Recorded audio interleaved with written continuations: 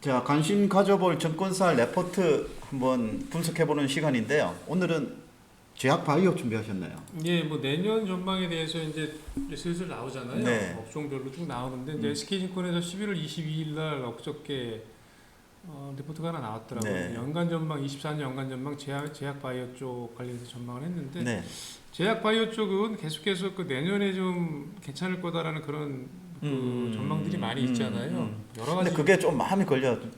진짜 장이 좋고 화끈하게 좋을 거라면 왜 제약 바이오지? 이런 거 있잖아요. 뭐 반도체나 뭐 자동차나 뭐 경기 관련주가 아니고 제약 바이오. 아마 이제 제 생각에 일단 이제 금리 영향도 좀 있는 것 같아요. 네. 금리가 이제 올라가다가 지금 이제 네, 이제 동결 쪽이고. 금리 동결로 가고 그다음에 내년 같은 경우는 아래쪽으로 금리 인하 쪽이니까. 그러면 이제 제약 바이오. 제약 바이오가 이제 금리에 좀 민감하기 때문에 네. 성장 섹터이기 때문에 관련해서 이제 그런 부분이 하나 있는 것 같고요.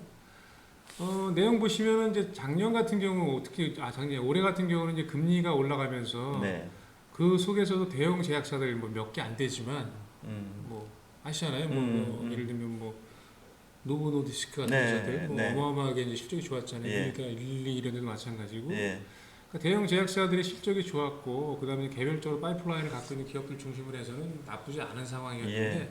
전체적으로는 사실은 조금 약했죠. 근데 이제 내년 같은 경우는 23년이 이제 투자 심리가 일정 부분 회복하는 기간이었다고 한다면 내년 같은 경우는 이제 금리 피크아웃 가능성이 높고 공매도 그다음에 금지. 우리나라 같은 경우 특히 이제 공매도 예를 들면 바이오 관련 기업들도 공매도에 사실 영향권에서 별로 자유롭지가 않잖아요. 네. 그 전에 보시면 셀트리온 같은 게 대표적이었고 그렇기 때문에 공매도 금지의 영향이 내년에도 한 상반기까지 이어질 네. 가능성이 높잖아요. 네. 뭐 그런 부분에서 긍정적이다라고 판단이 되고요.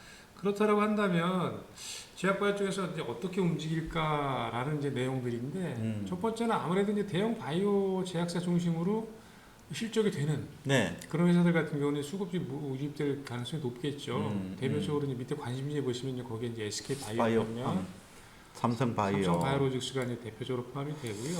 네. 그 다음에 움직이는 순서로 보시면 일단 이 첫 번째는 대형주 중심의 실적 중심으로 움직였다가 네. 실적 좋은 실적이 갖춰지는 바이오 대형주가 먼저 끌어주고 예. 그 다음에 이제 본격적으로 중소형주들이 아마 수익률 게임. 수익률 게임이 이제 네. 벌어질 가능성이 높다라고 네, 네. 예상을 하는데 사실 바이오주들이 움직이면 이런 패턴이잖아요. 네, 뭐 대부분 다른 테마도 그렇긴 사실 하죠. 그렇죠.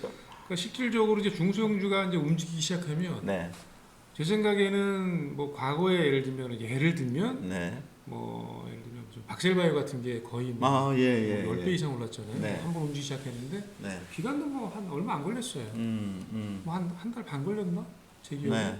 그 기간 동안에 뭐 어마어마하게 주가가 움직였거든요. 네.